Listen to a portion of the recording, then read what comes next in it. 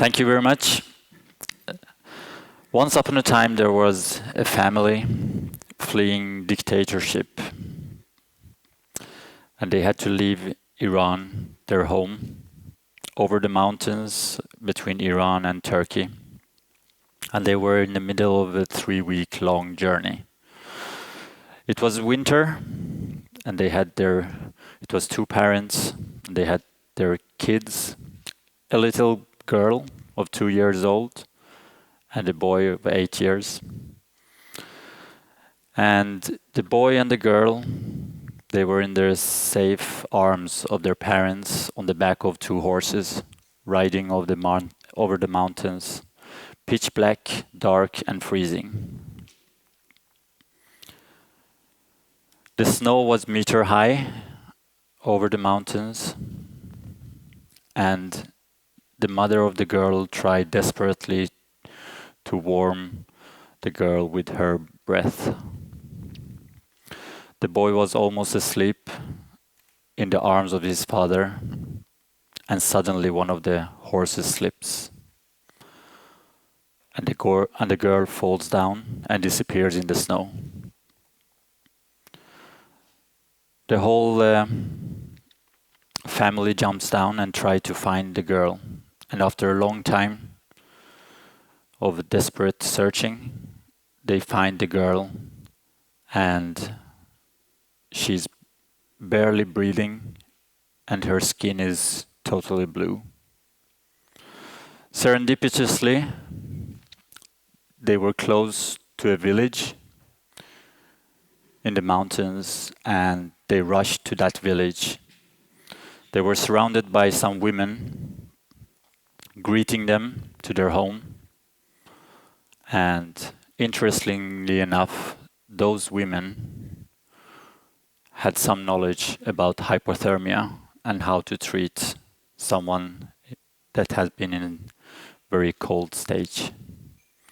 So they take care of this little girl while the boy is crying because he has lost his sister, and they try to bring the girl back to life. Suddenly, the girl starts breathing again and coming back to life. And the day after, the family could continue on their path to freedom. That little girl was my sister Mona, and that boy was me. Months after that event, we ended up in Sweden, in a suburb outside Stockholm. We grew up there, and I have always wondered how I managed to cope with getting to a totally free environment like Sweden from a severe dictatorship and darkness in Iran, and how I could cope with such traumas, and really how the whole family managed to deal with it.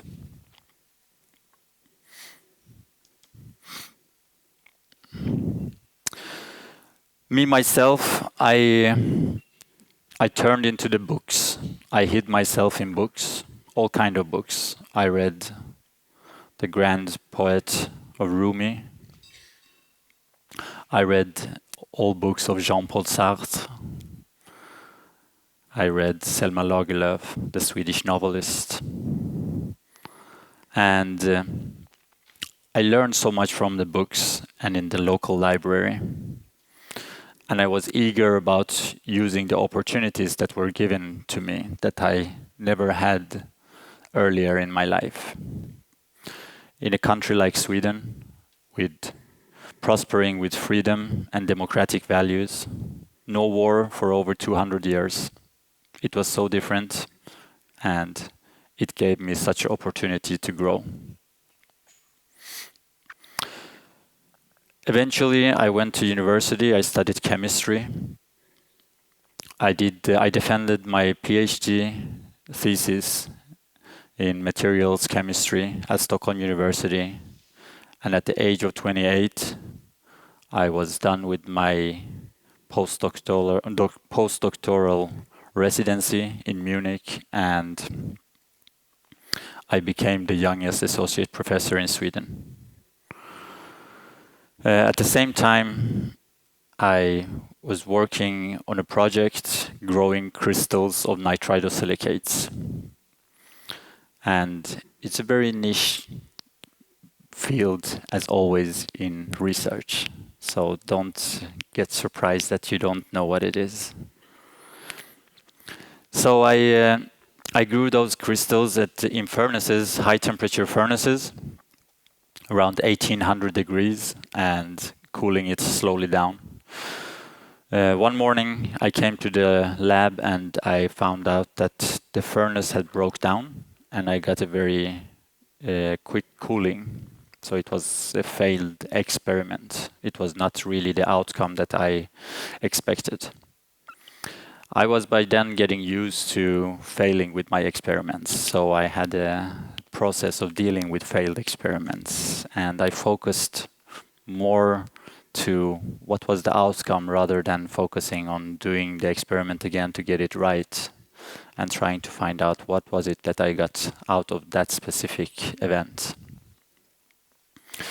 After a few months, I found out by doing some different analysis that the material that was made in that specific, during that specific night was a new type of material, and it turned out to be the hardest glass material ever made.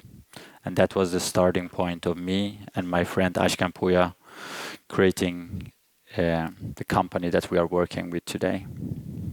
That company has been growing during these 15 years to become an international business where we have about 2,000 employees and delivering products and services all over the world in more than 80 countries. Thank you. And these products and services that literally is saving lives and making lives better for people.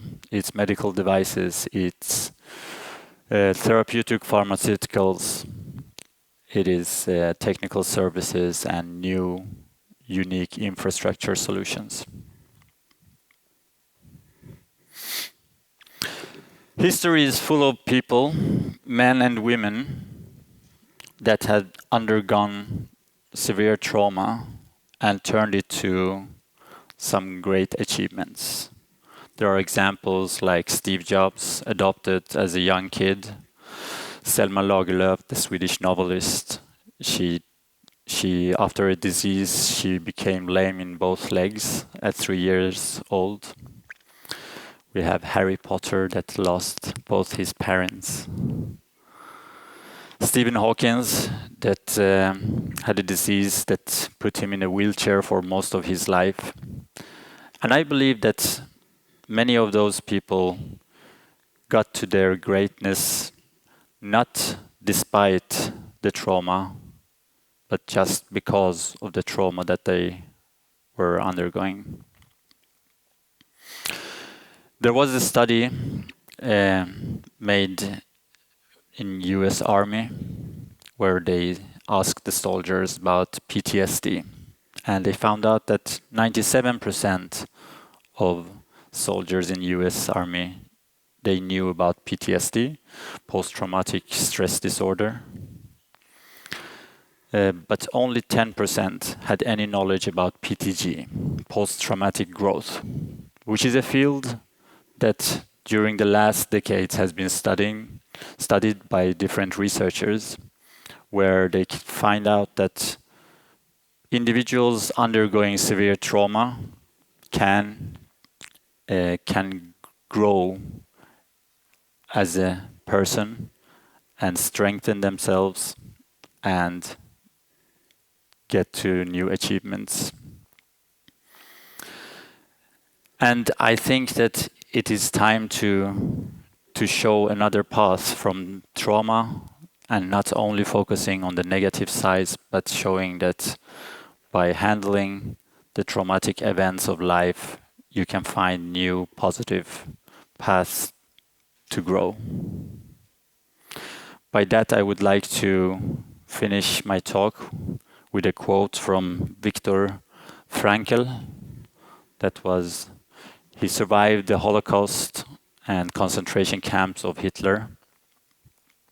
He lost his family, his siblings in those camps, and he experienced horrible atrocities. And his quote were in one of his books that he's saying that everything can be taken from a man, but one thing, the last of the human freedoms, to choose one's attitude in any given set of circumstances of life, to choose one's way. Thank you.